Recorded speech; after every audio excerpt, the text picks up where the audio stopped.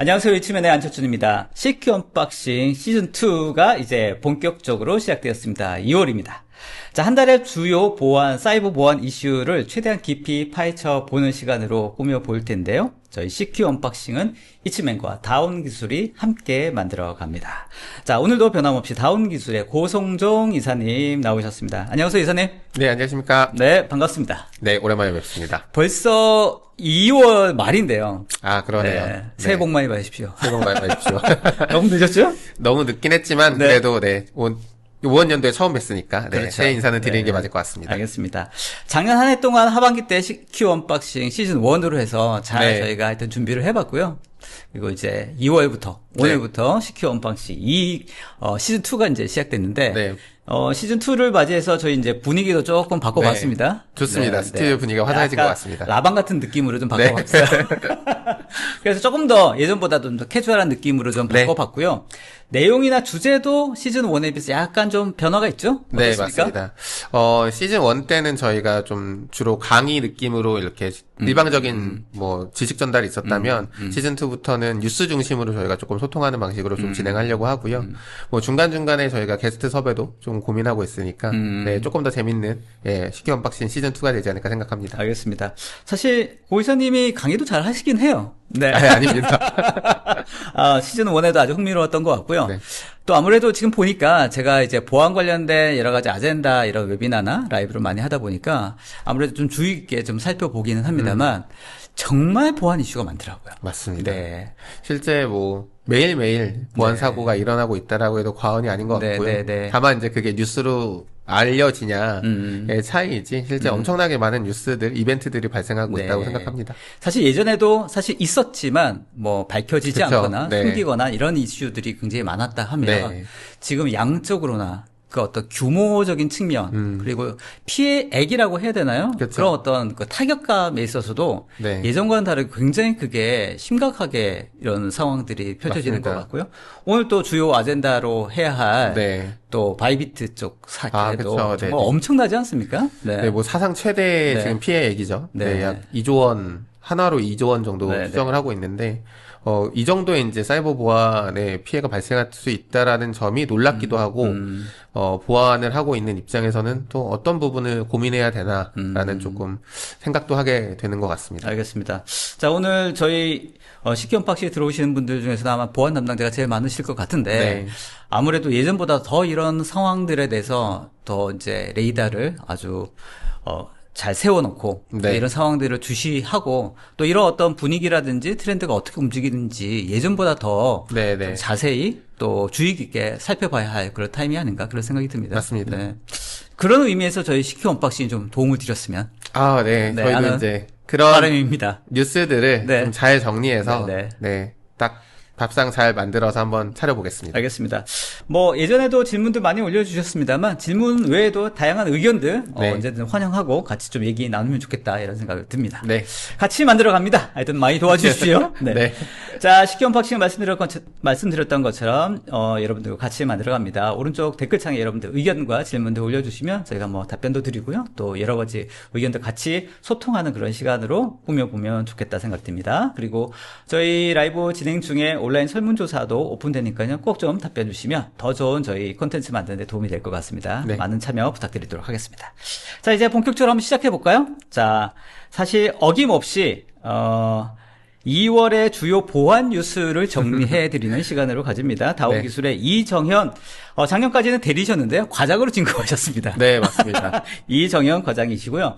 사실 저희가 한번 스튜디오에 모시겠다고 그렇게 말씀했는데, 공약이 헛나갔습니다. 네. 시즌 1의 공약이 헛나갔습니다. 네, 그래서 그렇게 저희가 꼬시는데도 잘 안 되네요. 어떻게든 저희가 최대한 좀 스튜디오에 모실 수 있도록 이렇게 한번 노력해 보겠습니다. 자, 이정현 과장의 보안 서머리. 이 보안 서머리도 약간 분위기를 좀 바꿨습니다. 어떤 식으로 만들어졌는지 한번 주의 깊게 보셔도 좋을 것 같고요. 2월의 주요 보안 뉴스들 들어보고 오겠습니다. 2월의 주요 보안 뉴스입니다. 최근 가상화폐 거래소 바이비트가 약 15억 달러, 한화로 약 2조 원대의 이더리움과 파생 상품을 탈취당하는 해킹 공격을 받았습니다.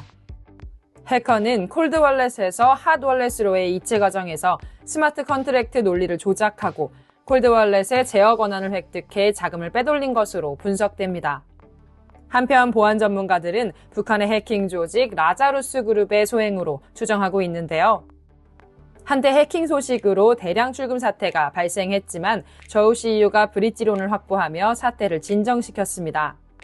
바이비트는 해킹 사실을 인정하면서도 고객의 자금은 안전하다며 법무팀과 보안팀이 조사를 진행 중이라고 밝혔습니다. 가상화폐 역사상 최대 규모의 해킹 사건으로 기록될 이번 사건에 대한 수사 결과가 주목됩니다. 다음은 딥시크 관련 소식입니다.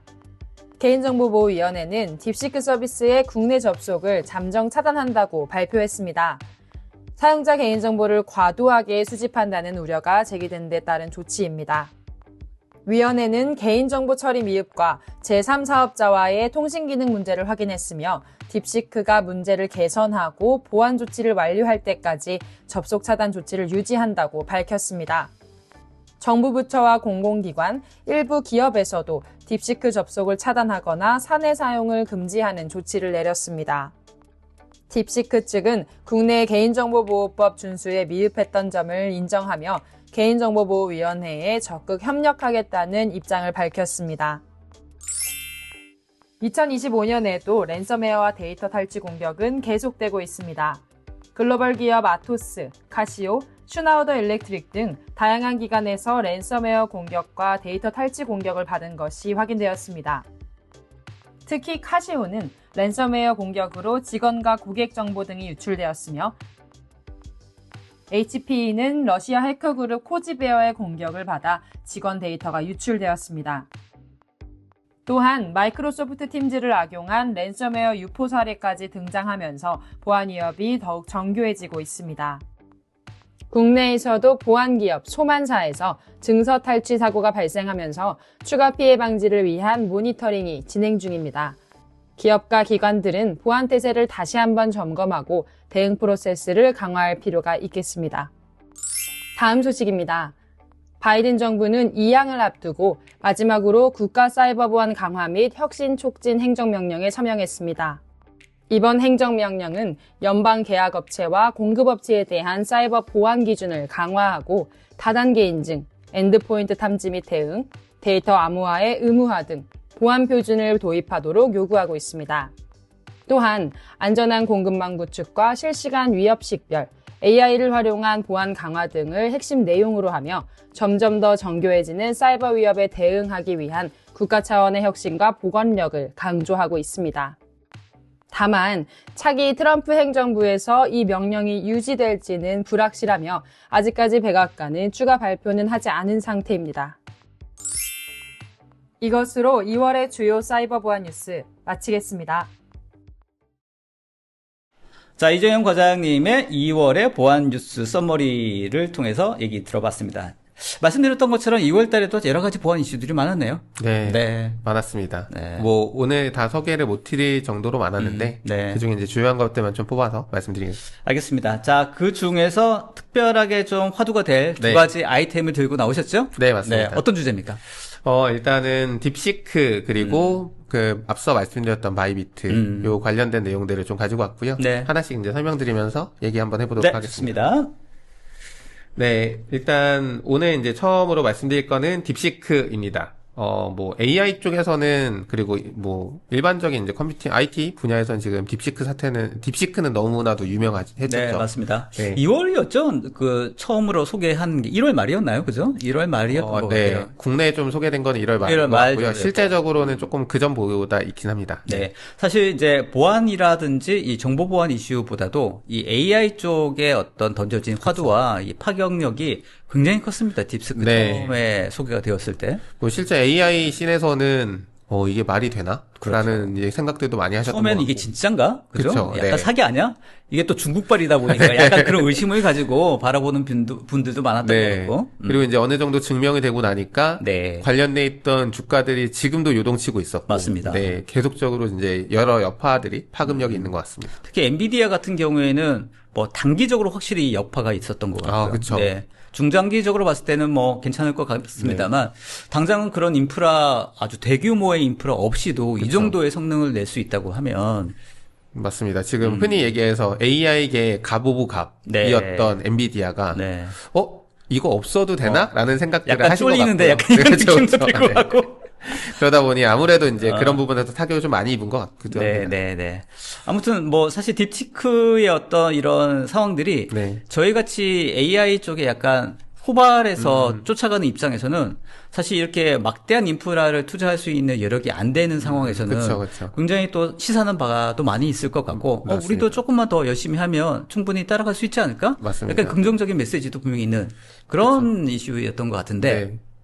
근데 보안 이슈가 또 네, 보안은 좀 또 다른 얘기니까. 또 다른 얘기니까. 네. 네. 실제 지금 딥시크 같은 경우에는 AI를 이용한 이제 AI 그 딥시크를 만드는 과정뿐만 아니라 뭐 이제 딥시크를 사용하는 과정들 그리고 딥시크에 이제 저희가 한번 다뤘었던 탈옥 문제들 이런 부분들이 조금 불거지면서 지금 이제 관련된 보안의 뉴스들이 계속 좀 쏟아져 나왔고 네. 그로 인해서 최근에 이제 한국 정부에서는 공식적으로는 딥시크 다운로드를 일단은 차단을 했습니다. 그래서 이미 다운로드 받으셨던 분들은 사용하시는데 문제는 없는 걸로 알고 있는데 신규로 다운로드 받으시려고 하는 분들은 현재는 일단 제한돼 있다라고 네. 이해해 주시면 될 것 같습니다. 알겠습니다. 실제 어떤 문제가 있는지 한번 좀 살펴보면 좋겠습니다. 네.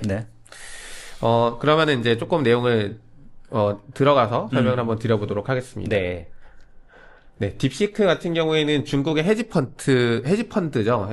한강펀드라는 이게 금융 쪽 이제 퀀트 관련된 금융 헤지펀드예요. 네. 거기서 이제 AI 모델을 만드는 과정에서 이제 만들어졌다라고 알려져 있습니다. 네. 그래서 오픈웨이트 언어 모델을 채택하고 있는 딥시크라는 회사에 딥시크라는 제품이 있는 거죠. AI 제품이 있는데 앞서 이제 말씀드렸듯이 특징 중에 하나가 저비용 고성능 AI입니다. 그래서 기존에 이제 알려져 있던 오픈 AI의 모델보다 약 10분의 1 수준으로 이제 어떤 트레이닝이나 이제 가격적인 제한이 가능하다, 제시가 된다, 이제 그런 부분들을 이제 보여주었고요. 그리고 이제 딥시크가 조금 다 차별화됐던 게 현재 대부분의 그 AI 이제 개발하는 회사들의 모델은 뭐 페이스북의 라마 모델을 제외하고는 대부분 클로즈 형태입니다. 그러니까 맞아요. 오픈 소스를 사용하고 있지 않거든요. 네.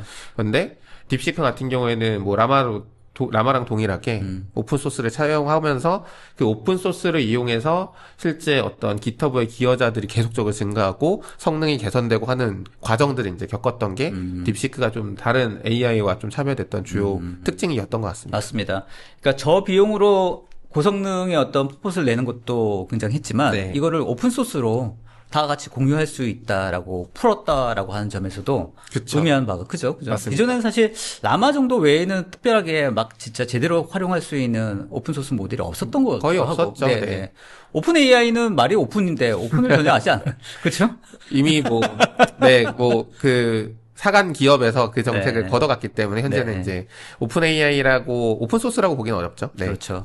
그러니까 막 이렇게 개발이 막 되고 있는 시점에서는 이런 오픈 소스의 역량이라든지 네. 또 이런 어떤 오픈 소스의 어떤 움직임들이 활발하게 이루어져야지 그쵸. 훨씬 더 이 생태계가 탄탄하게 네. 의미 있게 만들어질 수 있을 것 같은데 그런 의미에서도 딥스크의 어떤 역량이랄까요? 행보가 괜찮을 것 같다는 생각이 네. 듭니다. 아무래도 이제 그런 부분들이 시장에 충분하게 그리고 유효하게 먹혔던 것 같고요. 네. 그 부분 때문에 AI 씬에서도 굉장히 화두가 됐던 건 네. 사실입니다. 10분의 1이 어딥니까? 그죠? 그렇죠. 와. 네, 뭐 예를 들어서 1000만 원 들 거 네. 100만 원으로 해결할 수 100만 있다는 원이 얘기인데 되니까. 그게 단위가 커지면 커질수록 엄청난 효과이기 때문에 네. 산업계에 미치는 영향도 굉장히 컸었던 것 같고요. 맞습니다. 근데 이제 문제는 딥시크가 갖고 있는 보안 이슈들이 이제 문제가 돼서 한국에서는 이제 최종적으로 이제 접속 차단을 하게 된 거라고 보시면 될 것 한번 같아요. 살펴보죠.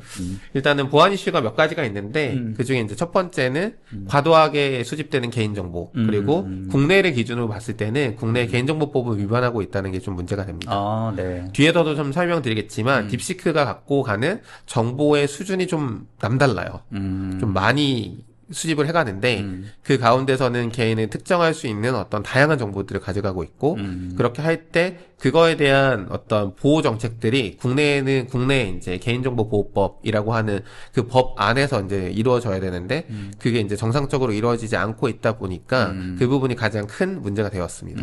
알겠습니다.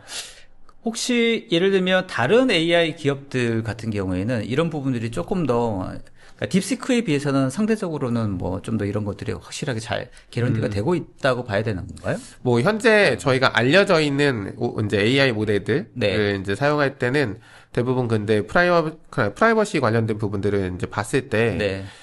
그 부분에 대해서 충분히 논의하고 이제 각국의 정부들이나 혹은 법률을 기반해서 어떤 이제 서비스를 운영하고 있다라고 되어 있습니다. 근데 네.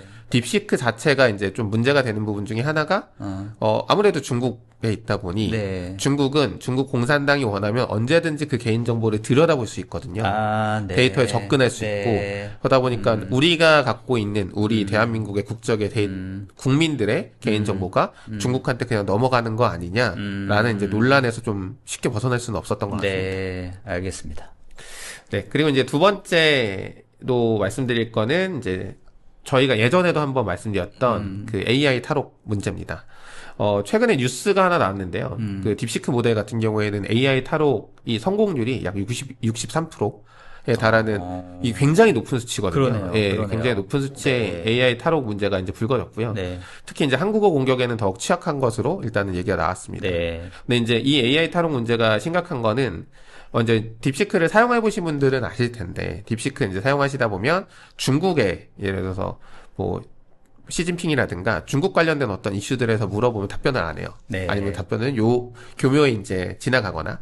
근데 이제 저런 탈옥을 시도해서 어떤 이제 그런 부분에 답변을 유도하는 것뿐만 아니라 불법적인 부분들, 뭐 마약을 제조한다든가 폭탄을 제조한다든가 아니면 어떤 해킹 툴을 제조한다든가 네. 이런 불법적인 부분들까지도 딥시크가 답을 줄 수 있다라는 게 현재로서는 가능한 부분이기 때문에 그런 부분이 좀 문제가 됐다라고 이해해 주시면 될 것 같습니다. 알겠습니다. 사실 근데 오픈소스가 가지고 있는 형태가 이걸 가지고 본인들의 취향에 맞게 뭔가 개조를 하거나 그쵸. 이렇게 만들어갈 수 있기 때문에 그래서 그런 면에서는 더 이런 이제 탈옥이라고 하는 부분이 또 오픈소스가 가지고 있는 어떤 취약점이 아닌가 이런 생각도 들고요. 어떻습니까? 뭐, 오픈소스 생태계에서 그 부분을 고민하지 않았을 것 같진 않아요. 분명히 고민을 하고 어떤 부분에 분명히 보완점을 만들어 놨을 텐데 AI는 AI 윤리 강령을 글로벌하게 나름대로 뭐 법은 아니어도 그런 강령들을 채택해서 많은 기업들이나 많은 연구자들이 이제 그 강령 속에서 이제 좀 이런 연구들을 진행을 합니다.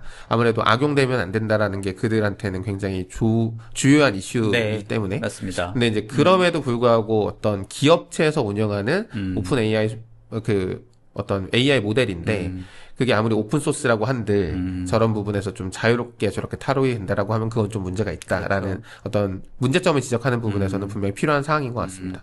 사실 이제 AI가 이제 개인적인 측면뿐만 아니라 기업에서도 이제 광범위하게 지금 활용되고 있는 상황이지 않습니까? 네, 맞습니다. 이제 뭐 여러 가지 어떻게 효율적으로 만드냐도 이슈이지만 뭐 지금 저희가 지금 얘기하고 있는 이런 보안 이슈가 AI를 적용하고 쓰는 데 있어서 또 그 가장 큰 허들이라고 해야 될까요? 네. 진짜 고민거리 중에 하나이지 않습니까? 네, 굉장히 중요한 문제고요. 그런 네. 부분들에서 조금 더 모델을 개발하고 제공하는 회사들 입장에서 고민해야 되는 부분이지 않을까 합니다. 알겠습니다. 아무튼 딥시크는 기업에서 쓰기에는 아직 좀 시간이 좀 많이 걸려야겠다. 이런 생각이 좀 드네요. 네, 아무래도. 네. 네. 아무튼 이런 AI 탈옥 관련된 부분도 딥시크가 조금 더 취약하다. 네. 이렇게 볼 수 있겠네요. 확실히. 네, 맞습니다. 이제 앞에서 말씀드렸던 두 가지 문제를 결국에는 이제 종합한 문제가 세 번째인데요. 이제 결국에는 데이터 유출.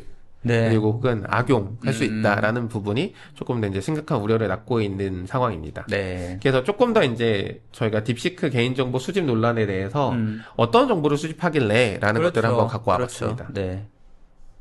지금 보시면 네. 생각보다 많은 정보를 수집하고 있어요. 네. 근데 일반적으로 저희가 프로필 정보 이런 것들을 이제 네. 가입해서 써야 되니까 당연히 네. 이제 들어가는 거고, 네. 뭐 이제 뭐 쿠키 같은 경우에도 저희가 웹사이트 운영할 때는 많이 사용하는 기술이죠. 그렇죠. 근데 이제 조금 특이하게 보시면 게 사용자 입력에 대한 부분입니다. 네. 채팅 기록뿐만 아니라 프롬프트, 그러니까 어떻게 입력하는 타이핑 속도, 네. 방식, 네. 그리고 어떤 방식, 오디오냐, 네. 오디오로 했을 때 음성에 대한 부분들까지 포함해서 네. 사용자가 업로드하는 모든 내용에 대해서 일단은 다 저장하고 네. 있습니다. 네. 중국에 있는 서버에. 저 내용 보니까 진짜 기업은 절대 사용하면 안 되겠다 이런 생각이 드네요. 지금 당분간은. 네, 모든 기업들이 그것 때문에 이제 다 딥시크에 대해서 긴급하게 막 차단 조치도 하고 했는데 네. 이제 그런 부분들이 좀 문제가 되는 게 있고 사용자 데이터 중에는 뭐 단순하게 사용하는 기능, 수행, 뭐 작업 좋다고 얘기하는데 C10 성능 로그 같은 거 예를 들어서 컴퓨터에서 사용한다라고 하면은 컴퓨터의 브라우저에 대한 정보들, 네. C10 로그에 대한 정보들도 가져갈 수 있는 부분 안에서는 가져가겠다라고 네. 하는 건데 왜 저게 필요할까요? 저도 거기까지는 잘 모르겠습니다. 참. 네. 그런 부분들이 이제 아무래도 크게 논란이 되고 있는 상황이라고 보시면 될 것 같습니다. 알겠습니다. 확실히 다른 AI 서비스에 비해서는 뭐 저도 이제 정확히 뭐 비교한 거는 저도 잘 모르겠습니다만 좀 많이 가져가고 있다. 이런 네. 생각이 드네요, 진짜. 맞습니다. 특히 이제 사용자 입력에 대한 부분은 그 어떤 AI 서비스도 지금 가져간다고 얘기한 적은 없어요. 네. 그런데 딥시크 같은 경우에는 이제 프롬프트를 어떻게 치느냐에 아하. 대한 부분들까지 포함하면 네. 그러니까 그런 걸로 사용자의 나이나 연령까지도 구분할 수 있다고 유추할 수 하더라고요. 있죠. 구분할 수 네. 있고. 아무래도 이제 나이가 드신 분들은 조금 더 느릴 수도 있고 네. 젊은 사람들이 빠르고 이러니까 네. 그런 나이라든가 성별이라든가 이런 것들도 유추가 가능하다고 해서 이제 저런 부분들이 좀 문제가 됐고 공식적으로 이제 딥시크에서는 저런 부분들을 인정하고 수정하겠다고 일단은 얘기는 했는데 아무래도 이제 정부 차원이든 기업 차원이든 일단 당장은 안심할 수 있는 부분이 아니니까 일단 차단으로 대응하고 있는 것 같습니다. 알겠습니다. 네, 이제 딥시크 같은 경우에는 이제 이런 개인정보 수집이 앞서서도 말씀드렸듯이 과도하게 개인정보를 수집하고 국내 법규를 위반하는 게 가장 큰 문제입니다. 그래서 그런 부분들이 가장 문제가 되고요. 최근에 이제 이거는 조금 어떤 뭐 찌라시라고 하긴 좀 그런데 어떤 이제 소식통에 이제 뉴스에 나온 거에 보면 바이트댄스, 그러니까 틱톡의 운영주죠. 운영하시는 회사인데 바이트댄스와 데이터를 공유했다는 의심을 받고 있습니다. 한국 사용자 정보를 바이트댄스로 넘겼다라는 이제 뉴스 기사가 있는데 이런 부분에서도 이제 잠재적인 데이터 악용이나 이런 부분에 분명히 우려사항이 있다 보니 그리고 거기 더군다나 그게 이제 중국의 공산당이 어쨌든 언제든 쳐다볼 수 있는 중국 서버 내에 있다 보니 아마 이제 그런 부분에서 문제가 되지 않냐라는 게 현재까지의 이제 뭐 내용일 것 같습니다. 알겠습니다. 아무튼 딥시크가 본인들이 이거를 전 세계적으로 어떤 확장하는 그런 AI 서비스로 좀가 확대하려고 하면 서버라든지 아니면 저런 부분들을 해결하지 않으면 사실은 좀 앞으로 나가기 쉽지 않겠다 이런 생각이 드네요. 맞습니다. 실제 저 부분을 만약 딥시크가 어떤 이제 개선책을 내놓지 않는다라고 하면 좀 어려울 수 있을 것 같고요. 혹자는 그런 얘기 하시더라고요. 이제 딥시크를 서비스하는 거 쓰는 게 아니라 모델을 내려받으면 안전한 거 아니냐. 근데 지금 연구되고 이제 나오는 뉴스에 따르면 그렇게 이제 모델을 내려받아서 사용하는 거에서도 저런 유사한 내용들이 어떤 특정 서버로 전송되거나 하는 것들을 확인할 수 있다라고 하니까 아무래도 당분간은 이제 그런 이제 어떤 기업체에서 딥시크를 운영하시거나 아니면 검토하신 데 있어서 AI 모델을 검토하신 데 있어서 그런 부분들은 분명히 유의하셔야 될 부분인 것 같습니다. 알겠습니다. 여기 하나 더 좀 말씀드리고 싶은 게, 이렇게 질문하고 싶은 게, 실제 저희가 이제 AI 서비스를 굉장히 많이 쓰고도 있지 않습니까? 오늘 이제 화두는 아무래도 딥시크가 이런 관련된 부분에 있어서 좀 더 심각하고 더 주의를 요해야 된다라는 측면에서는 충분히 이해가 될 것 같은데, 사실 저희가 챗 GPT라든지 기타 뭐 다양한 AI 서비스를 많이 쓰고 있는데, 뭐 개인이든 뭐 기업이든 많이 쓰고 있을 텐데, 이런 서비스를 이용할 때도 뭐 이런 어떤 개인정보라든지 데이터 유출이라든지 이런 거 완전히 자유로울 수는 없겠다 이런 생각도 들거든요. 그렇죠. 맞습니다. 조금 더 어떤 부분에 조금 더 저희가 예를 들면 AI 서비스를 이용할 때 좀 고민을 더 해야 될까요? 실제 이제 AI 서비스를 이용하실 때 일단은 단순히 이제 사용자 입장에서 한번 보면 불필요한 정보들을 업로드하는 것들은 뭐 좀 자제하시는 게 맞지 않나. 예를 들어서 개인정보에 관련돼 있는 부분들.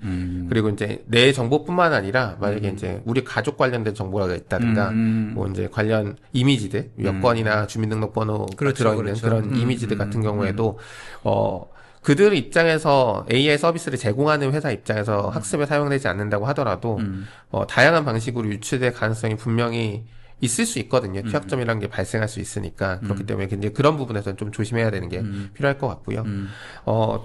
AI를 이제 업무상 도입하시겠다라고 하는 기업들 같은 경우에는 각 AI 모델들의 성능 이런 것도 중요하겠지만 그 AI 모델이 어떤 식으로 이제 보안에 대해서 적용을 하고 있는지, 데이터를 어떻게 관리하는지, 뭐 폐기한다면 어떤 식으로 폐기하는지, 그리고 입력된 데이터에 대한 검증은 어떻게 하는지, 그리고 AI가 오염될 수 있는 어떤 이런 아까 탈옥 같은 상황들에 대해서는 어떻게 대응하는지, 그런 상세한 내용들을 조금 분석하시면서 같이 보시면서 대응하시는 게 필요할 것 같아요.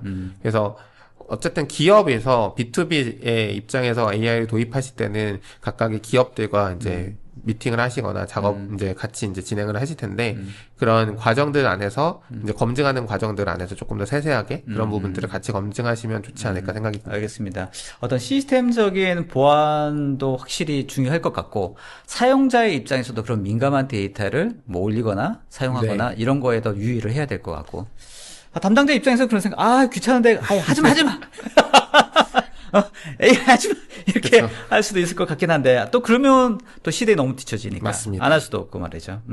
하여튼 요즘에 이런 관련된 AI 관련된 공격들도 뭐 저희가 시즌 1에서도 많이 다뤘습니다만 네. AI를 이용한 또 해킹 공격들이 굉장히 다양해지고 있고 맞습니다. 또 순수하게 AI를 이용한 이런 서비스라든지 이런 거에 대해서 정보 유출이라든지 이런 이슈들도 많아질 네. 것 같고 아무튼 AI가 굉장히 중요한 화두인데 이 보안 쪽 관련돼서는 자꾸 이렇게 구멍을 만들어내는 것 같은 이런 생각도 듭니다. 네, 아무래도 새로운 서비스고 이제 저희가 알아가는 어떤 부분이다 보니까 이런 거를 따라가는 데 있어서 조금 어려운 부분이 분명히 있는 것 같습니다. 네, 알겠습니다.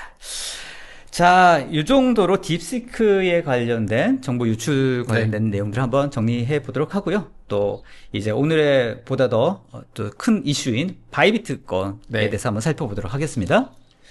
네, 두 번째 뉴스는 이제 바이비트 해킹 사건입니다. 네. 뭐 이제 밑에 북한 해킹 그룹 최신 동향도 같이 적었는데요. 2025년 2월 21일이죠. 저번 주 금요일입니다. 네. 네, 금요일 날 역대 최대 규모. 뭐 하나로는 저는 월요일날 알았어요. 금요일 날 문제가 돼서 주말 내내 이제 시끌시끌했습니다. 아하. 네, 뭐 가상자산 네. 그쪽 부분에서도 시끌시끌했지만 네. 이제 사이버 보안 분야에서도 정말 북한 맞아? 그냥 이런 것들도 이제 의심하는 내용들을 많았기 때문에 네. 좀 시끌시끌했던 거고요. 아무래도 시차가 있다 보니까 네. 저희는 이제 월요일 날 조금 알겠습니다. 해당 내용을 알게 된 것 같습니다. 바이비트 쪽에서는 이게 해킹이 의심되자마자 바로 어나운스를 했나요? 네, 뒤에 좀 설명드릴 텐데 알겠습니다. 바이비트 같은 경우는 굉장히 빠르게 이제 대응을 했다라고 보시면 될 것 같습니다. 좋습니다. 근데 무엇보다 이 금액이 진짜 어마어마합니다. 그쵸. 네, 다른 것보다도 사실 네. 이런 이제 가상화폐 거래소 공격은 사실 그쵸. 굉장히 많이 이루어지고 있죠. 그죠? 네, 네, 저희가 뭐 알고 있는 건수도 작년에도 몇 번 네. 했던 것 같은데. 근데 이 정도 규모는 사실 처음이었던 것 네, 같습니다. 단위 규모로 이 정도 규모는 처음인 것 같고 네. 아무래도 금액적으로도 굉장히 이슈가 될 수밖에 없는데 그 방식들도 되게 유니크했기 때문에 방식이요? 네, 네. 지금 상황에서는 굉장히 좀 관심 있게 지켜봐야 되는 내용일 것 좋습니다. 같습니다. 네. 우선 이제 바이비트라는 곳을 모르실 수 있어서 네. 바이비트에 대해서 좀 가져와 봤습니다. 좋습니다. 바이비트는 이제 실제 이번에 바이비트는 어떤 저쪽 가상자산 씬에서는 가상자산 이제 거래소 안에서는 그래도 손꼽히는 가상자산 거래소 중에 하나입니다. 실제 이제 가상자산 거래소 중에 바이비트는 2018년이죠. 2018년에 이제 파생 상품을 전용으로 거래하는 거래소로 이제 후발주자로 들어왔는데 현재는 전 세계 10위권에 네. 있는 이제 가상자산 거래소라고. 굉장히 큰 거래소. 네, 중에 작은 하나이네요. 거래소는 네, 아닙니다. 네, 네. 그러네요. 그리고 이제 기존에는 실제 돈을 입금하거나 네. 아니면 비트코인이나 신용카드 아니면 페이팔 뭐 이런 것들을 통해서 구매하는 기능이 없었는데 이게 이제 2020년이죠. 2020년 8월부터 그런 결제 플랫폼과 연동을 해서 더 많은 이제 어떤 결제 수단으로 가상화폐를 이용할 수 있도록 하면서 조금 더 그런 부분에서 이제 가상화폐 거래소가 이제 순위가 높아지지 않았나 활성화되었네요, 그때부터. 생각됩니다. 근데 이제 이번에 발생한 이제 사고는 이제 앞에서 말씀드렸듯이 2025년 2월 21일 금요일 날 발생을 했고요. 네. 하나 약 2조 원 규모의 이제 어떤 해킹 사고가 발생을 했습니다. 이더리움을 탈취한 상태고요. 이더리움. 네. 그 해당 이더리움은 현재 탈취돼서 공격자로 추정되는 곳에 이제 이더리움 월렛에 현재는 보관되어 있는 상태입니다. 그러니까 실제 그 해킹의 어떤 계좌에 네. 그대로 있는 거군요. 네, 그 공격자의 빠져나가지는 계좌로. 못하고. 네, 공격자의 계좌 현재는 그대로 남아 있습니다. 네. 근데 이게 요번에 이제 그러니까 좀 논란이 됐던 내용 중에 하나는 이게 바이비트가 저희가 다중거래 기반이라고 해요. 이제 거래를 다중서명이라고 하는데 이제 어떤 월렛에서 월렛을 이동할 때 단순하게 한번 이렇게 서명하는 게 아니라 여러 참여자들이 이제 같이 참여해서 서명하는 작업들이 있습니다. 그 서명하는 작업을 완벽하게 컨트롤했습니다. 완벽하게 중간 개입을 해서 그게 심지어 서명한 자들도 모를 정도로 예, 그렇게 해서 탈취를 하고 실제 탈취가 끝나고 나서 인지했어요. 왜냐면은 네. 본인들이 옮겨야 되는 곳에 돈이 안 들어와 있으니까 그때 네. 인지가 됐다라고 이해하시면 될 것 같아요. 네. 그래서 그런 부분들이 이제 이번에 문제가 좀 됐었습니다. 굉장히 교모하네요. 그러니까 저희가 이제 얘기할 때는 정교하다고 하죠. 네. 굉장히 정교한 APT 공격이었다라고 이제 어. 현재는 저희는 얘기를 하고 있습니다. 알겠습니다. 이제 이 주요 이제 용의자들이 현재는 북한에 있는 라자누스 그룹을 현재는 얘기가 되고 있고요.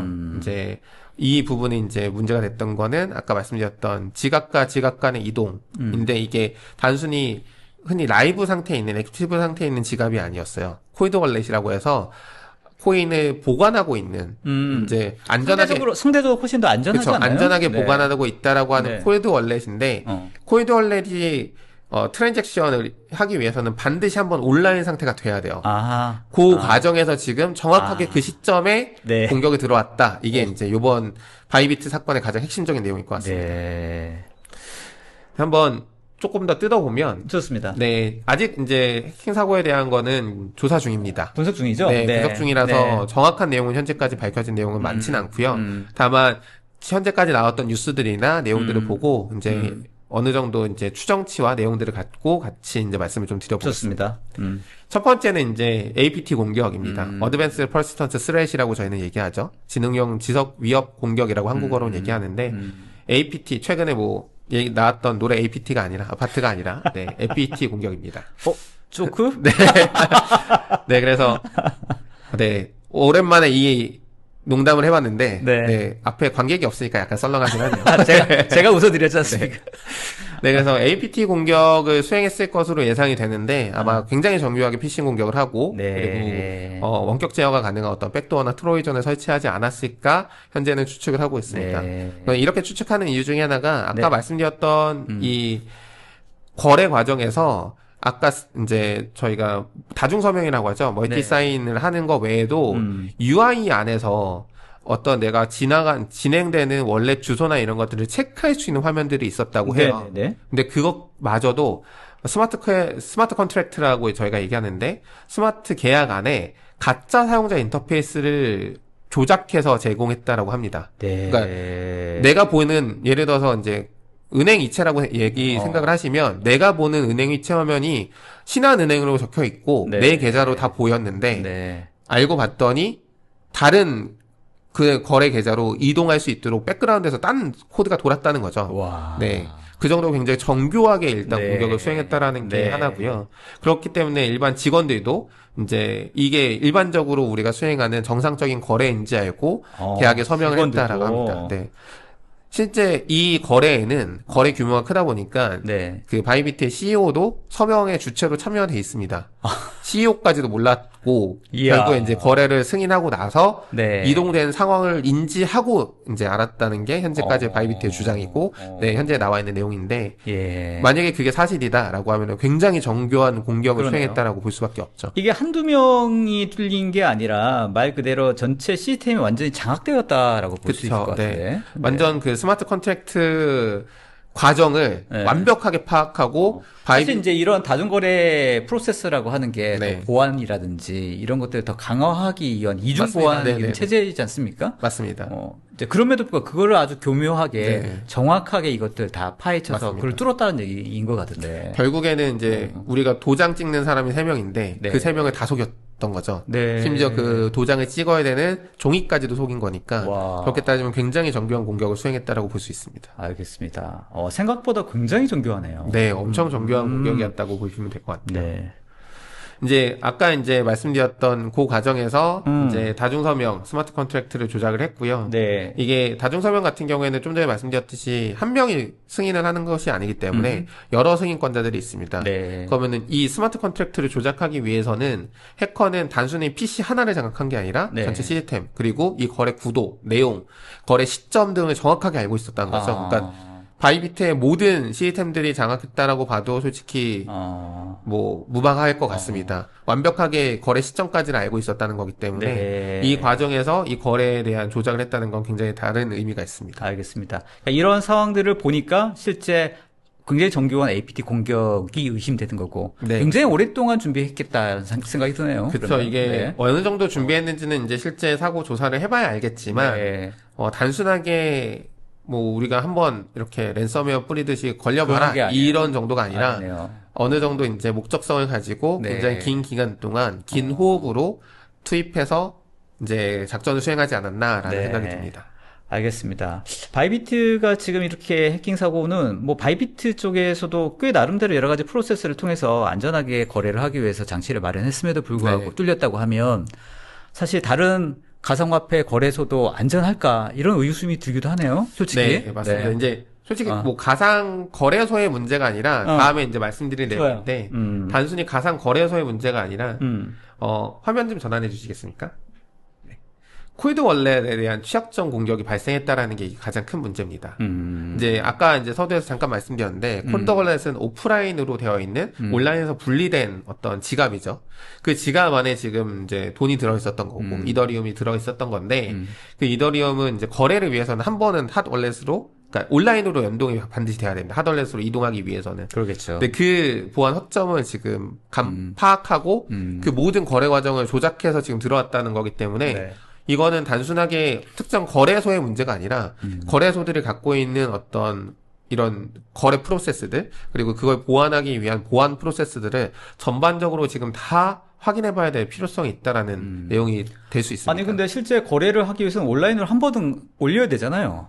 그렇죠. 이제 이 거래가 어떤 거래였었던지까지는 제가 조사는 못했어요. 그러니까 네. 코이드 월렛에 있었던 거를 핫월렛으로 어떤 이동이나 이제 네. 어떤 상태가 있어서 그 거래가 이루어졌는지까지는 확인을 못했는데 어쨌든 그런 과정에서 코이드 월렛이 인터넷에 붙어야 되고 인터넷에 붙었을 때 그 거래가 일어나는 과정에서 지금처럼 중간장 공격처럼 어떤 거래 중간에서 개입을 해서 이렇게 공격을 시도한다라고 했을 때 과연 그거를 우리는 지금 탐지할 수 있는가? 그러니까 모든 거래소가 지금 갖고 있는 어떤 문제일 수 있는 상황이 될 수 있습니다. 그러니까요. 지금 현재 어떻게 거래가 되고 있는지 계속 모니터링 하고 있다고 봐야겠네요. 그죠? 그쵸, 맞습니다. 네. 그래서 정확한 그 시점에서 온라인에 딱 올렸을 때 해당되는 부분들로 프로세스가 바로 들어와서 네. 아까 얘기했던 가상 UI라든지 그쵸. 이런 걸 통해서 자기들 계좌로 네. 이전될 수 있도록 네. 그렇게 만들어버린 거네요. 네, 그렇게 만들어버린 겁니다. 정확히 그걸- 그 상황입니다. 네. 그러니까 그 관리자 입장에서도 똑같은 내용으로 이건 정상적으로 거래된 거라고 했으니까 승인을 다 했을 거 아니에요. 그죠? 그렇죠. 네, 이제 아까도 말씀드렸지만 바이비트의 CEO도 그 거래에 참여했었기 때문에 네. 거래에 이제 서명한 거죠. 네, 사인했는데 사인하고 났더니 거래 금액이 크니까 이제 CEO까지 서명을 그랬던 해야 것 되는 같습니다. 상황인 네. 거고.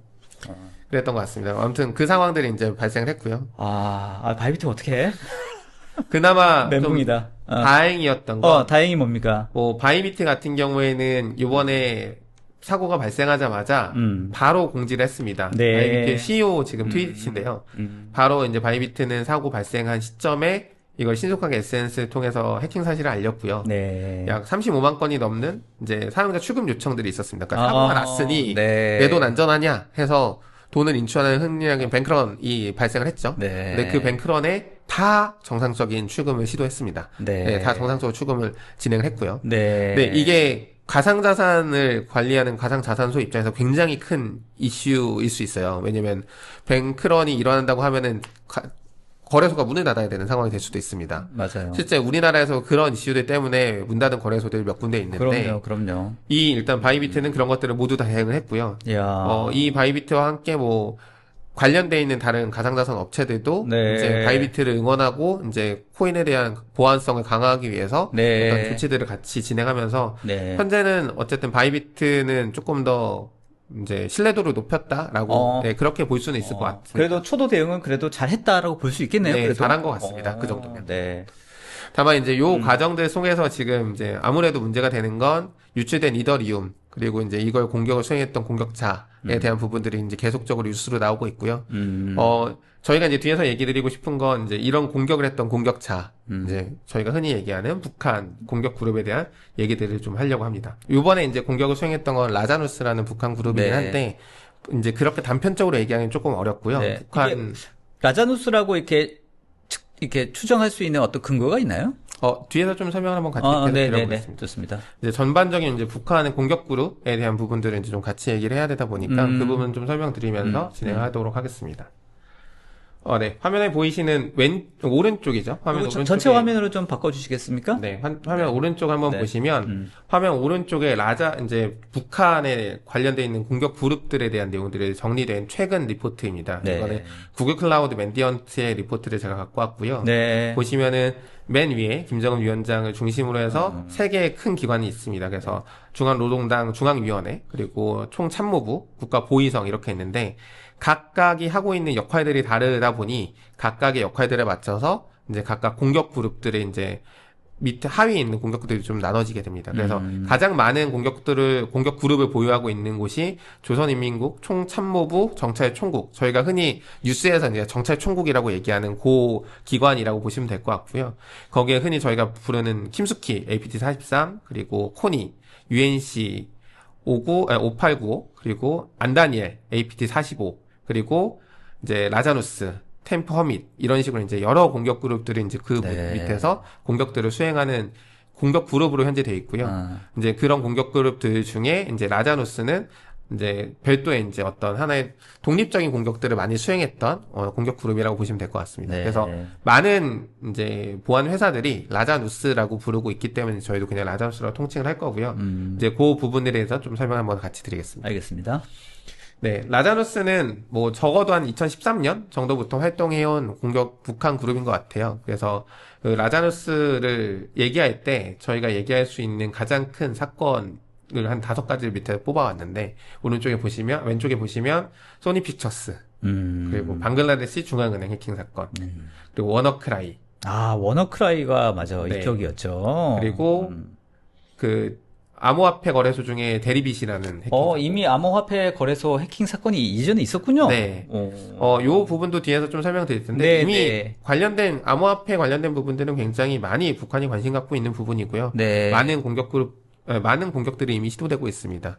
이제 최근에 이제 그런 부분들이 많이 늘어나고 있는데, 라자누스 같은 경우에는 이제 기존에 이제 어떤 소니픽처스라든가 방글라데시 중앙은행이라든가 워너크라이 같은 경우에는 어떤 단순하게 금융적인 목적이라고만 보기 어려운 다른 목적들이 좀 있었던 것 같아요. 흔히 얘기하는 스파이 활동을 포함한 다양한 목적들이 네. 있었던 것 같은데, 요번에 이제 뭐 2022년도에 데리빗이라든가 아니면은 2025년 요번에 발생한 바이비트 같은 경우에는 확실하게 금전적인 목적을 두고 재정적인 어떤 확보를 목적으로 두고 한 거 아닌가라는 생각을 좀 하고 있습니다. 알겠습니다. 네, 저희가 이제 북한에 있는 이런 공격 그룹들을 얘기하면서 예전에는 단순하게 사이버 스파이 활동들, 뭐 이제 정부나 아니면은 공공기관 아니면은 뭐 어떤 회사들의 정보 탈취나 사이버 스파이 활동들이 좀 목적이었다라고 많이 말씀을 드리는데, 최근에는 북한의 공격 트렌드가 조금 바뀌긴 했습니다. 그 중에 이제 하나가 네. 예를 들어서 지금 보시는 것처럼 네. 가상자산, 크립토커런시에 대한 끊임없는 공격 시도가 있었습니다. 지금 오른쪽 레포트는 조금 더 전체 화면을 확대 좀 네. 해주시겠습니까? 네. 저희 이제 구글 클라우드에서 발행하고 있는 북한이 가상자산에 얼마만큼 관심이 있고, 그리고 가상자산 관련된 뭐 암호화폐 관련돼 있는 활동들을 얼마나 많이 하는지에 대한 레포트예요. 저 레포트 이제 내용을 한번 저희가 간단하게 제가 말씀만 드리면, 네. 저 레포트에서 내용 나와 있는 거는 과거에 비해서 금전적 이득을 취득하기 위해서 거래소라든가 어떤 거래소뿐만 아니라 개인에 대한 어떤 심각한 암호화폐 공격들이 계속 늘어나고 있다라는 게 있고요. 두 번째는 암호화폐를 탈취하고 이런 현금으로 확보하는 과정에 다양한 방식들을 사용해서 암호화폐 세탁들을 이뤄내고 있다. 네. 그리고 이제 그런 것들을 봤을 때는 북한의 사이버 공격, 특히 암호화폐에 대한 사이버 공격은 중장기적으로는 계속 증가하지 않을까 예상이 네. 된다라고 하고 있습니다. 참고로 이 레포트는 작년 2월달 레포트예요. 그러니까 작년 2월부터라고 생각하시면 왼쪽에 지금 보이시는 이제 그래프를 보시면은 얘기가 조금 이해가 되실 것 같습니다. 네. 실제 지금 2019년 같은 경우가 우리나라에 있는 이제 암호화폐 거래소에서 발생했던 사고입니다. 그래서 우리나라에 있었던 암호화폐 업비트가 그때 당시 이제 한 580억 상당의 이더리움을 탈취가 됐어요. 네, 그거 현재 시세로 바꾸니까 약 1조 얼마 정도 되더라고요. 네, 금액이 좀 많이 늘어서 그 일단 금액으로 표시는 했습니다. 네. 뭐 그렇게 따지면은 사이즈가 제법 컸었죠 그때. 그러네요. 네. 네. 그리고 나서 이제 2022년, 2023년 계속적으로 이제 암호화폐 거래소에 대한 공격들이 이루어졌었는데 2022년도에 대리빗이라는 거래소를 해킹했고요. 네. 그리고 2023년도에는 인도에 있는 가상화폐 거래소 중에 하나인 와지르엑스라는 곳에 해킹을 했고, 그리고 대출 프로토콜 라디언트 캐피탈 해킹에서 또 이제 어떤 금전적인 확보를 가상자산을 확보했습니다. 그리고 2024년도에 아마 들어보셨을 거예요. 일본의 암호화폐 거래소 DMM이 또 해킹을 당했는데 그때도 이제 북한 소행으로 일단 네. 현재까지는 얘기가 나오고 있습니다. 그때도 약 3억 달러 정도 이제 가상자산 탈취했고 3억 달러요. 네. 그리고 나서 이제 2025년도에 그 정점을 찍는 이제 바이비트 해킹 사고까지 점차적으로 누적액으로 봤을 때 계속적으로 계속 증가하네요. 네, 증가하는 모습을 보이신다는 거 봤을 때는 이 암호화폐에 대한 북한의 사랑이 얼마나 대단한지 알 수 있을 것 같습니다. 아, 사랑이 아주 진심이네요. 네. 특히나 이렇게 가상자산을 공격하는 이유는 뭐 명확하겠죠? 네. 그쵸. 실제로 금전적인 이유. 네. 네. 아무래도 지금 현재 북한은 대북제재 상태이고 재정적으로 어떤 재정적 확보하는 게 굉장히 네. 어렵죠. 그러다 네. 보니까 지금 할 수 있는 가장 최선의 방법 중에 하나는 암호화폐 해킹을 통한 금전 획득이 가장 최선일 겁니다. 통상적으로는 가상화폐가 암호화라든지 이런 것들이 일반적인 거래보다 더 보안이 강화되어 있다라고 생각하는 경우가 많이 네. 있어서 이게 뭐 이런 공격들이 뭐 시도는 할 수 있으나 실제로 성공 확률은 더 낮겠다 이런 생각도 좀 드는데 어떻습니까?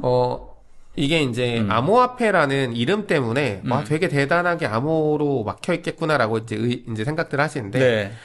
정확히는 이제 가상자산, 저희는 크립토커런시라고 이제 부르는 가상자산의 대표격인 비트코인만 봐도라도 비트코인의 거래에 대한 부분의 어떤 보안성이나 이런 것들을 강화해서 흔히 얘기하는 탈중앙화, 누군가 관리하지 않아도 이 거래 전체 내용을 관리할 수 있어에 대한 부분이지 거래하는 과정이 암호적으로 되게 엄청나게 높은 신뢰성을 갖고 있다 이건 아니거든요. 그런 부분에서 분명히 차이가 있고요. 근데 대신에 남이 내 코인을 가져갈 수 있냐 이제 그런 부분은 이제 암호화폐 전반적으로는 현재까지는 좀 어렵다라는 얘기가 있지만 거래 과정에서 이번에 사고처럼 거래 과정에서 들어와서 가져간다든가 이런 경우에는 얘기가 다르죠. 그때는 네. 이미 남의 지갑으로 옮겨진 상태니까 보안이 강화된 암호화폐인 상태가 오히려 추적하고 관리하는 데 어려움이 발생하는 역설적인 내용이 나오게 그러네요. 됩니다. 네. 그러니까 실제 거래하는 과정 자체는 사실 또 일반적인 거래와 크게 다를 바 없겠다 이런 생각도 드네요. 네, 뭐 암호화폐 각각의 이제 백서들에 따라 좀 다르겠지만 네. 내용에 따라 다르겠지만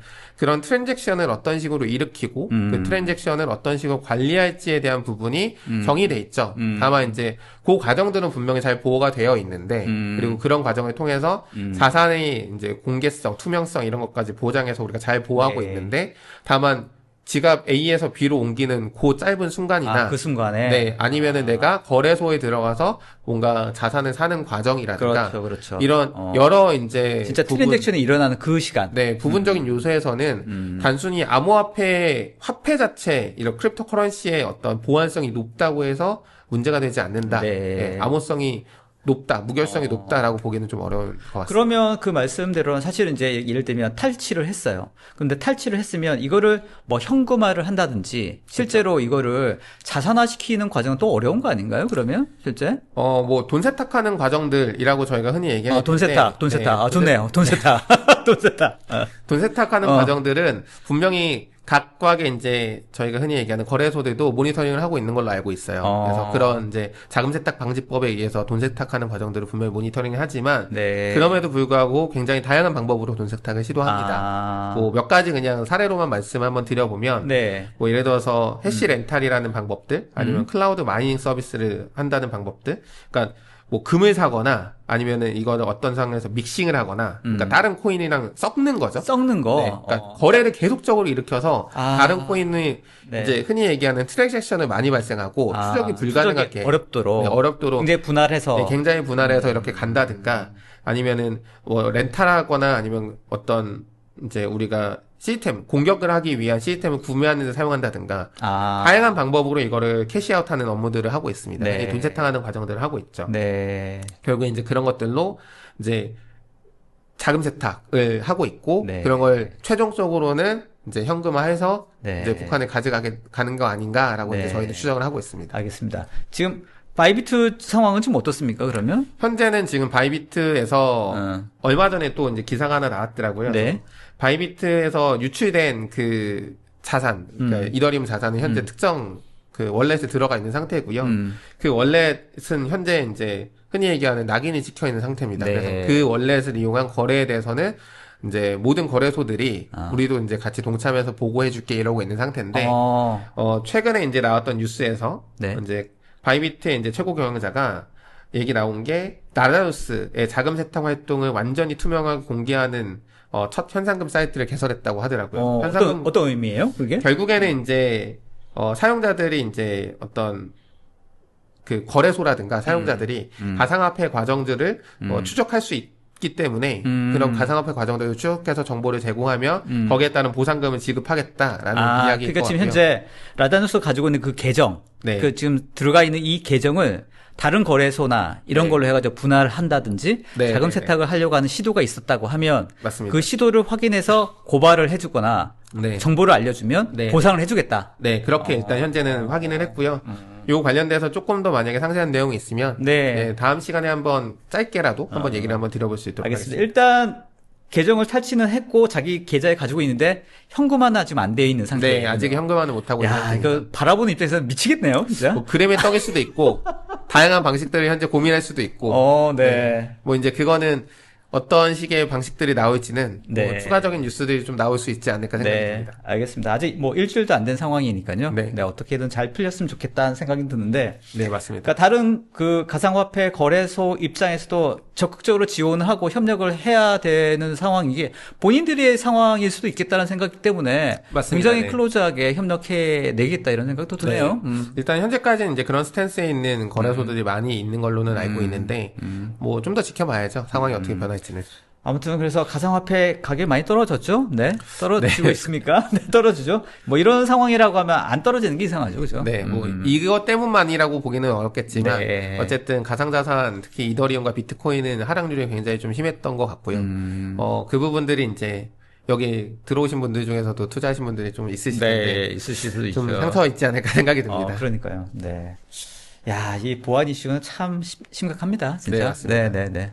근데 이제 이거와 같이 해서 좀 말씀드리고 싶은 게 네. 북한의 공격 트렌드가 이것뿐만은 아니거든요. 네. 한 가지 좀 더 말씀드리려고 하는 건 아무래도 이제 돈을 벌기 위한 목적들이 있는 거다 보니까 북한이 이제 최근에 그 IT 근로자 위장 취업 관련된 부분에서 좀 더 능동적으로 일을 하고 있는 것 같습니다. 저희가 저번에 이제 AI를 이용해서 맞아요. 어떤 이제 이미지를 합성해서 네. 그리고 그걸 가지고 어떤 위장 취업을 시도하는 케이스를 발견됐다라고 얘기했는데 요 이제 케이스는 그거에 이제 연장선에 있는 어떤 케이스라고 보시면 될 것 같습니다. 실제 이제 저 사람과 저 밑에 있는 프로필이 진짜인지는 모르겠어요. 네. 뭐 얼마든지 지금 조작될 수 있는 내용이고 네네. 저 내용 같은 경우에는 저희가 이제 구글 클라우드 시큐리티에 이제 리포트를 갖고 왔습니다. 내용은 이제 좀 갖고 왔는데요.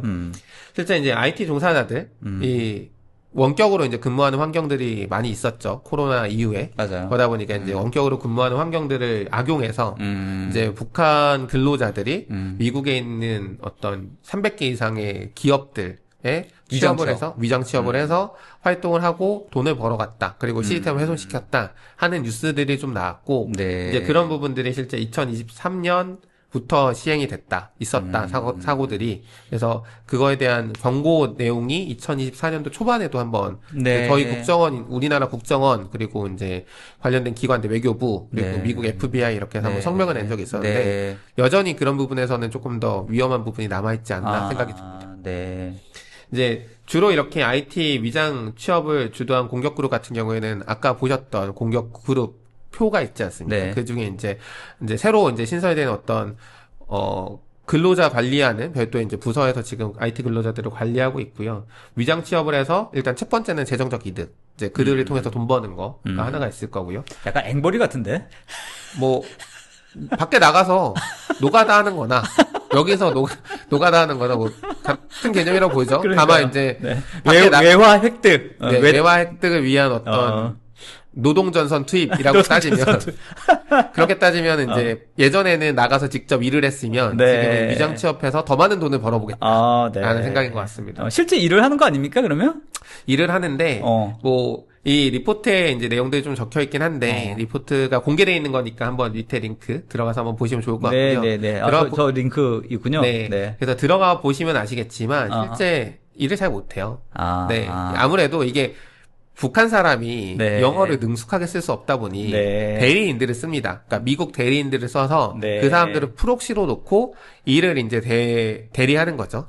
왜냐면은 리모트 근무다 보니까 원격이나 이렇게 면접이나 이런 것도 리모트로 볼 거잖아요. 네네네. 얼굴도 네. 확인할 거고 집 주소도 확인할 거고 이럴 텐데 그런 것들을 이제 대리하는 미국인들을 놓고 원격에서 이제 일을 대신하는 거죠. 근데 알겠습니다. 그 사람들이랑 아무리 커뮤니케이션이 잘 된다고 하더라도 이제 그런 부분에서 정말 일을 잘하는 뛰어난 쪽은 저쪽이 아니라 아까 얘기했던 경찰총국 밑에 어떤 해킹 그룹에 들어가서 일을 할 거고요. 저쪽은 정말 단순 노동할 수 있는 친구들 그리고 어느 정도 IT 지식이 있는 친구들이 일을 하고 있지 않나 생각이 듭니다. 알겠습니다. 이런 생각도 듭니다. 실제로 이제 저런 위장 취업이 APT 공격을 위한 전초 단계가 아닌가 이런 생각도 드네요. 그렇죠. 이제 네. 저희가 저는 위장 취업의 목표 중에 하나가 단순 재정 취득이 아니라 그 인프라에 대한 지속적인 어떤 접근, 유지, 맞아요. 그리고 이제 실제 만약에 그 회사가 저희가 흔히 얘기하는 공급망에 들어가는 회사다. 뭐 예를 들어서 소프트웨어든, 지난번에도 말씀하셨죠. 네, 하드웨어든 네. 이런 공급망에 들어간 회사라고 하면 그 회사의 공급망을 이용해서 이제 우리가 원래 타겟으로 하고 있던 어떤 고객 이제 기업에 대한 아니면 정부에 대한 공격을 감행하는 네. 그런 전초 기지로서 활용한 게 아닌가라고 생각이 듭니다. 알겠습니다. 네, 이런 이제 다양한 공격 트렌드들이 이제 북한이 최근 하고 있는 공격의 트렌드라고 말씀드릴 수 있을 것 같고요. 요거와 덧대서 이제 저희 다온기술에 막스밀리언 연구원이 예전에 한번 나왔었는데. 우리 막스? 네. 막스밀리언 연구원이 새롭게 이제 보고서를 하나 낸 내용이 있어가지고. 일 열심히 하네요? 네, 열심히 합니다. 네, 그 보고서 관련된 내용을 조금 간단하게 같이 말씀드리고 이제 마무리하려고 합니다. 좋습니다. 네. 최근에 이제 북한 공격 그룹들에 대한 이제 저희 막스밀리언 연구원이 추적하는 내용들이 있습니다. 그 중에 하나가 악성 코드나 악성 인프라에 대한 내용들을 좀 추적을 하고 있는데요. 네. 제가 날짜를 잘못 적었네요. 2024년 12월입니다. 24년? 네. 2024년 12월에 김숙희가 드롭박스를 이용해서 공격 캠페인을 했던 내용들을 확인했던 이제 레포트가 있습니다. 저희가 이 레포트 같은 경우에는 저희 회사의 이제 고객들만을 대상으로 레포트가 배포되다 보니까 이제 공개된 내용은 아니긴 한데요. 이때 이제 저희가 추적했던 거는 실제 북한에 있는 공격자들이 새로운 어떤 공격 인프라들을 만들고 있었고, 그 공격 인프라 안에서는 이제 드롭박스를 이용한 어떤 악성 C2 서버를 활용하는, 드롭박스를 C2 서버로 활용하는 이제 그런 어떤 공격 방식들이 있었습니다.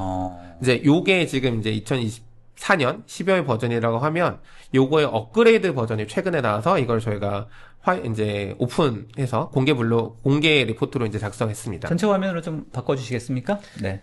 네, 그래서 오른쪽에 보이시는 이제 저희 블로그에 있는 글이고요. 이 블로그에 있는 글은 저희 회사 홈페이지나 다온기술 블로그, 다온기술 네이버 블로그 찾아오시면 이제 보실 수 있으니까 상세한 내용을 같이 보시면 좋을 것 같습니다. 알겠습니다. 저희가 댓글에 링크로도 남겨놓을게요. 네.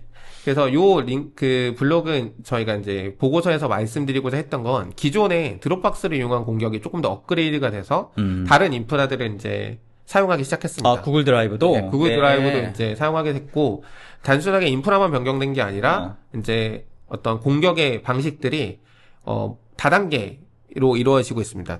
이제 단순하게 악성 파일 하나 떨구고 시작하고 이게 아니라, 드로퍼 떨구고, 다시 거기서 실행하고, 조합하고, 뭐 파일을 갖고 오고, 이런, 복잡한 방식을 지금 쓰고 있다라는 게 확인이 됐고 있거든요. 이제 조금 더 정교한 방식의 공격 인프라들이 발견됐다라는 거고요. 실제 앞에서도 말씀드렸던 바이비트 사태에서도 보셨듯이 바이비트가 과연 보안을 안 했을까요? 그러진 않았을 거예요. 당연히 그러겠죠. 보안에 대한 부분이 분명히 강화되어 있는 회사였을 텐데 그럼에도 불구하고 저런 어떤 APT 공격에 뚫렸다라고 하는 건 지금 저희가 요번에 이제 작성했던 보고서처럼 내용에서도 보시듯이 단순하게 한 방식으로 공격을 하는 게 아니라 다양한 방식으로 공격들을 지속적으로 업데이트하고 어떤 업그레이드 하면서 공격이 이루어지고 있다. 이 부분은 이제 조금 보시면 좋을 것 같습니다. 알겠습니다. 그러니까 사실 뭐 구글 드라이브라든지 드랍박스라 같은 경우에는 개인적인 사용뿐만 아니라 기업에서 굉장히 광범위하게 사용하고 있는 클라우드 서비스잖아요. 네, 맞습니다. 네, 이를 통해서 뭔가 들어왔다고 하면 이를 통해서 어떤 뭐 좀비 서버가 되고 해킹이 되고 네. 이를 통해서 전체 시스템을 관할하고 모니터링할 수 있는 그렇게 시스템을 장악해 가는 그런 활동이었다고 네, 하면 사실 뭐 아무리 그 상단에 어떤 보안이 철저하게 되어 있다 하더라도 네. 이런 상황이 발생할 수밖에 없겠네요. 맞습니다. 결과적으로 이제 저 행위들을 뭐 흔히 얘기하는 EDR 솔루션들, 엔드포인트에 있는 그런 디텍션과 리스폰스를 할 수 있는 솔루션들, 그리고 이제 차세대의 어떤 SIEM 솔루션들, 네. 셋옵스 같은 솔루션들을 이용해서 조금 더 고도화된 방식으로 이제는 탐지하고 찾아야 되지 않냐라는 것들이 이제 새롭게 좀 고민해야 될 부분이고요. 그러네요. 공격이 예전보다 많이 복잡해지고 그리고 어떤 방식이 되게 지능화됐습니다. 네. 실제 지능화된 게 느껴지는 게 저 정도까지 할 수 있다라고 이런 부분들이 분명히 있어요. 저도 네. 이제 악성 코드에 대한 부분들을 봤을 때 과거의 악성 코드와 현재 악성 코드는 어떤 버전이 바뀐 느낌, 세대가 바뀐 느낌이 있기 때문에 그런 부분에 있어서 이제 어떤 기업 보안 담당자들이 이제 앞서 말씀드렸던 그런 솔루션들에 대한 어떤 준비, 검토 이런 것들도 좀 필요하실 수가 있고 이미 보유하고 계시다고 하면 그런 부분에 대한 지속적인 관리 그리고 어떤 식으로 우리가 헌팅을 계속해서 악의적인 행위들을 찾아낼 거냐 그리고 이제 그런 과정에서 이제 우리가 위협 인텔리전스 이런 것들을 어떻게 또 사용할 거냐 이런 고민들을 좀 많이 해야 되는 시기가 되지 않았나 생각이 듭니다. 그러니까 하나의 솔루션을 어떤 하나의 포인트만 막는다고 해결되는 건 이제 아닌 것 같아요. 네, 맞습니다. 전방위적으로 전체적인 어떤 뷰를 바라보는 관점이 굉장히 중요할 것 같고, 네. 아까 말씀하신 심이라든지, 네, XDR이라든지, 이런 전반적인 어떤 맞습니다. 파악할 수 있는 그런 가시성을 통해서 어디가 우리가 허점이 있는지 파악해 나가는, 그걸 이제 그런 것들을 잘 막아가려고 하는 노력들이 병행되지 않으면, 사실 저런 바이비트 같은 데도 뚫렸는데, 네. 우리 회사는 사실 맞습니다. 이제 그런 그만큼 부분들은- 돈이 없으니까 공격 안 하는 거지. 뭐 그렇게 따지면은 네. 안전할 수도 있는데 이제 그 어느 부분에 우리가 보완을 해야 되느냐라는 우선순위는 조금 정하시는 게 필요하지 않나 생각이 듭니다. 알겠습니다. 자, 벌써 저희끼리 얘기하는데 벌써 시간이 이렇게 후딱 지났습니다. 맞습니다. 네, 아유, 참. 재밌네요, 오늘. 뭐, 사실, 당사자 입장에서 굉장히 골치 아픈 상황일 테지만, 아무튼 이런 북한 공격 그룹이 굉장히 아까 봤을 때 다양해지고 있고, 네. 이런 공격이 굉장히 그 스킬 업되었다고 해야 될까요? 굉장히 고도화되어 가고 있네요, 네, 북한이. 점차 고도화되고 네. 있기 때문에 어떻게 따지면 보안 담당자 혼자 혹은 몇 명이서 이거를 다 대응하기는 어려우니까 불가능하다. 네, 옆에 있는 많은 파트너들 그리고 공동체들과 이 방법에 대해 이렇게 대응하는 방법에 대해서 고민하시고 생각하셔야 될 것 같습니다. 알겠습니다. 그래서 오늘 같이 저희 시큐언박싱 오늘 회처럼 이렇게 실제 최신의 어떤 사례들을 계속해서 접하시고 네. 단순하게 기사만 보고 파악하는 게 아니라 좀 될 수 있는 이런 네. 전방위적인 내용들을 파악하시는 게 실제 담당하는 업무에도 굉장히 도움이 되지 않을까 네, 네. 이런 생각이 듭니다. 맞습니다. 네. 그래서 계속 들어주십시오. 네. 많은 관심 부탁드리겠습니다. 알겠습니다. 자, 이렇게 오늘 관련된 크게 두 가지 이슈에 대해서 살펴봤습니다. 하나는 바이비트 해킹 사건과 그 다음에 딥시크의 어떤 보안 이슈에 대해서 살펴봤는데 아주 흥미로웠고요. 네. 앞으로도 이런 이슈도 계속 있으면 더 재밌을 것 같다는 생각이 드는데. 네. 안 생겼으면 좋겠습니다. 알겠습니다. 네, 알겠습니다. 자, 3월 달에 또 여러 가지 또 보안 이벤트들이 있죠? 네. 간단히 좀 소개 좀 부탁드리겠습니다. 이사님. 네. 3월 달에도 이제 많은 사이버 보안 이벤트들이 있습니다. 그래서 이제 몇 가지 먼저 말씀드리면, 그 중에 이제 3월 18일부터 21일, 일산 킨텍스에서 열리는 세콘이 있습니다. 그래서 아마 많은 분들이 가실 것 같습니다. 그래서, 대규모로 하고 있는 행사고, 하반기에 하는 이제, 저희가 아이섹과 이제 큰 규모로 있는 행사기 네. 때문에 많은 분들이 참석해 보시면 좋을 것 같습니다. 킨텍스에서 하나요? 네, 맞습니다. 그리고 산스라고 이제 저희가 교육이나 이런 사이버 보안 쪽에서는 그래도 많은 교육이나 이런 것들을 제공하고 있는 그룹 이제 협회인데 그쪽에서 이제 한국 대상으로 한국 시간에 온라인으로 하고 있는 다양한 교육들을 3월 10일부터 22일까지 오픈해서 진행을 합니다. 네. 그래서 산스 홈페이지 방문해 보시면은 네. 관련된 교육들이 있으니까 참가해서 확인해 보시면 좋을 것 같습니다. 네네. 그리고 이제 마지막으로 저희가 다온 기술 그리고 저희가 이제 파트너를 하고 있는 구글 클라우드랑 구글 스레드 인텔리전스 앞서 이제 말씀드렸던 저희 막스 대리가 사용하고 있는 툴 중에 하나입니다. 그래서 구글 스레드 인텔리전스의 핸즈온 워크샵을 3월 25일 오후 1시부터 5시까지 구글 캠퍼스에서 진행할 예정입니다. 아래쪽에 있네요? 네, 아래쪽에 네네네, 있습니다. 아래쪽에. 네네. 그래서 현재는 아직 접수 링크를 아직 오픈을 못해서 그 부분에 준비 중에 있고 네네네. 저희가 접수 링크 오픈되면은 네, CQ 언박싱 구독자분들께도 같이 공유 드릴 좋습니다. 테니까 좋습니다. 네, 많은 참여 신청 주시면 저희가 아무래도 장소나 이제 상황상 저희가 모든 분들을 다 초대하기는 좀 어렵고 네. 대신에 저희가 이제 선발해서 이제 인원을 진행할 예정이고요. 이제 해당 워크샵은 저희가 분기별로 한 번씩 이제 매 분기별로 한 번씩 진행할 예정입니다. 그래서 이번 분기 놓치시더라도 또 6월 달에 이제 저희가 준비할 예정이니까 매 3월, 6월, 9월, 12월 이렇게 아마 4번 진행이 될 것 같으니까요. 네. 관심 갖고 참여해 주시면 좋을 것 같습니다. 알겠습니다. 꼭 좀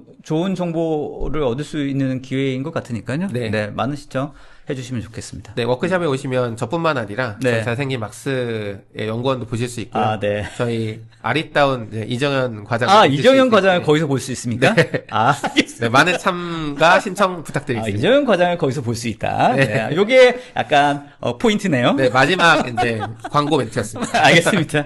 자, 아무튼 3월 달에도 다양한 그 보안 관련된 이벤트들이 많고요. 아까 다원 기술과 구글 클라우드에서 하는 이 핸즈온 행사 또 많은 관심 가져주시면 좋을 것 같습니다. 아직 아직 오픈 안 되어 있으니까 네네. 요 저희가 나중에 알려주셔도 좋을 네네네. 것 같습니다. 네. 자, 좋습니다. 오늘 시즌2 이렇게 좀 진행해봤는데, 요 포맷 괜찮네요? 괜찮습니다. 네네네. 네. 앞으로도 좀 이렇게 좀 잘 한번 해보면 좋을 것 같고, 네. 말씀드렸던 것처럼 뭐 이렇게 게스트 분이라든지 이렇게 네. 해서 좀 이렇게 좀 더 다양한 이야기를 좀 나눠보는 것도 흥미롭지 네. 않을까? 이런 생각을 좀 듭니다. 네, 알겠습니다. 알겠습니다. 시즌2 첫 번째 시작 나쁘지 않았던 것 같고요. 네. 들으시는 분들도 흥미롭게 오늘 시즌2의 첫 번째 시간을 좀 들어주셨길 바라보겠습니다. 네.